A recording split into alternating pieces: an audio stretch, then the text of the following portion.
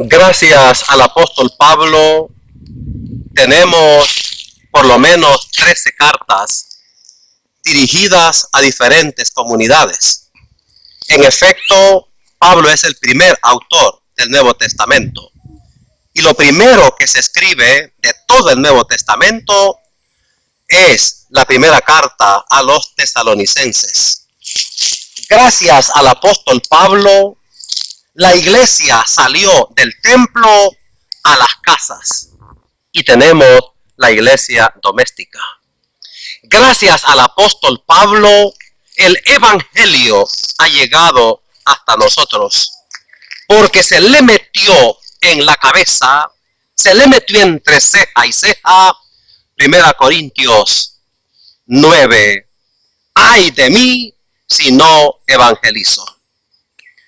Gracias al apóstol Pablo, tenemos un testimonio de vida cristiana maravilloso, cuando dijo: y ahora no vivo yo, es Cristo quien vive en mí.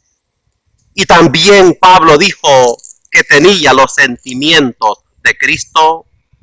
Pablo llega a afirmar que es el instrumento de Cristo Jesús, que es el apóstol de los gentiles.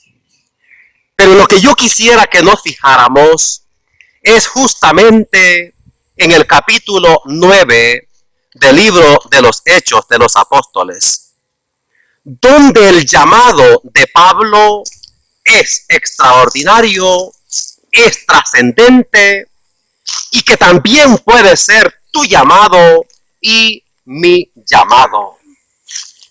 ¿Y en qué consiste o cómo se dio el llamado del apóstol Pablo?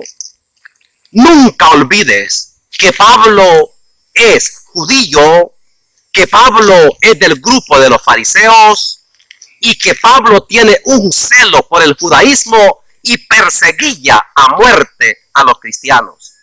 Y cuando va a Damasco para encarcelar y para matar a los cristianos, entonces se le aparece el Señor y mira las figuras literarias que pueden tener un gran mensaje para ti y para mí.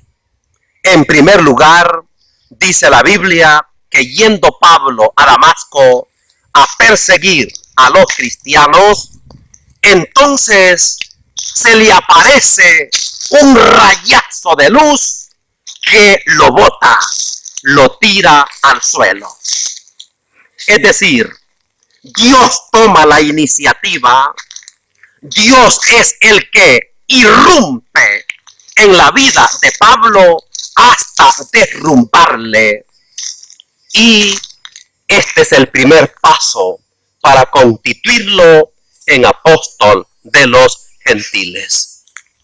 Queridos hermanos y hermanas, también en tu vida el Señor puede irrumpir. También en tu vida el Señor puede entrar. Tengo testimonios fehacientes de gente que el Señor se les ha aparecido en y a través de una enfermedad, y esto les ha hecho cambiar. A muchas personas han cambiado su estilo de vida porque se les ha muerto algún pariente. A muchos han cambiado de vida dado a un rayazo de luz, que puede ser en un retiro, que puede ser en una Eucaristía, que puede ser en un encuentro con el Señor, en alguna comunidad, en algún movimiento. ¿Cuánta gente ha cambiado su estilo de vida, incluso con Alcohólicos Anónimos? Ahí se han encontrado con el Señor y allí han hecho cambios de la muerte a la vida. Esto es aplaudible. Segundo, hay una voz. Y es que aquella voz le dice: Saulo, Saulo, ¿por qué me persigues? Y Pablo dice: ¿quién eres, Señor? Y Jesús le va a decir: yo soy Jesús a quien tú persigues. Note usted, Pablo no perseguía a Jesús. Pablo perseguía a los cristianos. Pablo perseguía a la primera comunidad. Pablo perseguía a la iglesia.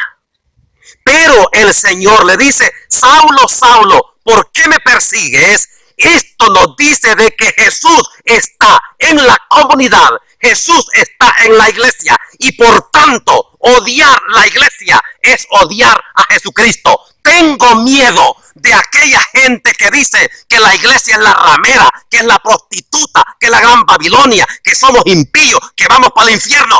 Cuidado, cuidado. Saulo, Saulo, ¿por qué me persigues? Pablo no perseguía a Jesús, perseguía a la iglesia. Sumo cuidado y no te dejes embaucar por esta gente que seguramente no ha ahondado mucho en la teología, en la Biblia, y habla peste de la iglesia, ignorando que perseguir la iglesia es perseguir a Jesucristo. ¿Por qué? Porque Jesús dijo: quien a ustedes escucha, a mí me escucha. Quien a ustedes rechaza, a mí me rechaza.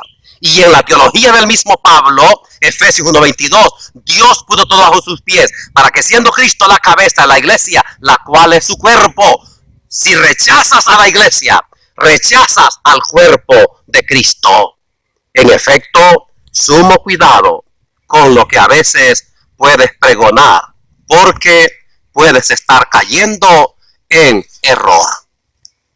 Tercero, además de la caída, además de la voz, note usted, hay una aceptación de la iglesia.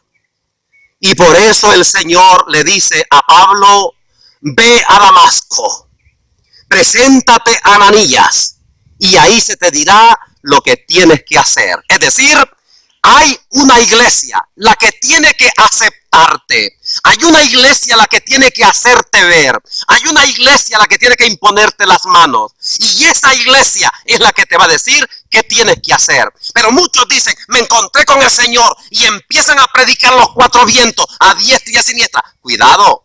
El Señor le dijo a Pablo: ve a Damasco, ve donde Ananías, y ahí se te dirá lo que tienes que hacer. ¡Qué maravilla de la iglesia! Donde Jesús sigue instituyendo cardenales, obispos, sacerdotes. Es la iglesia la que les impone las manos y les dice: vayan a la misión. Que este es el cuarto elemento. Efectivamente, Ananías impone las manos a Pablo, le hace ver y le da la gran misión de que sea el instrumento, de que sea el apóstol de los gentiles. Queridos hermanos y hermanas, ustedes y yo, seguramente el Señor se nos ha aparecido. Seguramente el Señor también nos ha hablado. Seguramente el Señor nos ha puesto muchos Ananías, que puede ser un movimiento, renovación carismática, encuentros conyugales, encuentros matrimoniales, camino neocatecumenal, como tú le quieras llamar. Y allí es donde tú adquieres la misión. Y es donde tú puedes asumir lo que el mismo Pablo dijo: ay de mí si no evangelizo.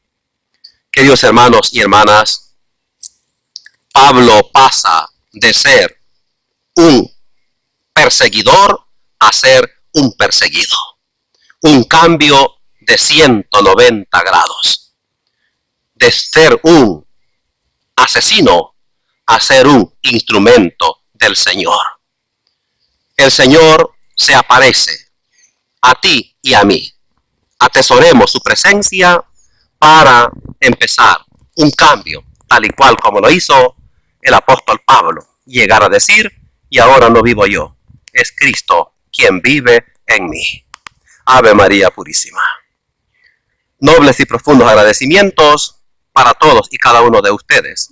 Y también nobles y profundos deseos. Que el Señor les colme de bendiciones. Sígase suscribiendo a nuestro canal.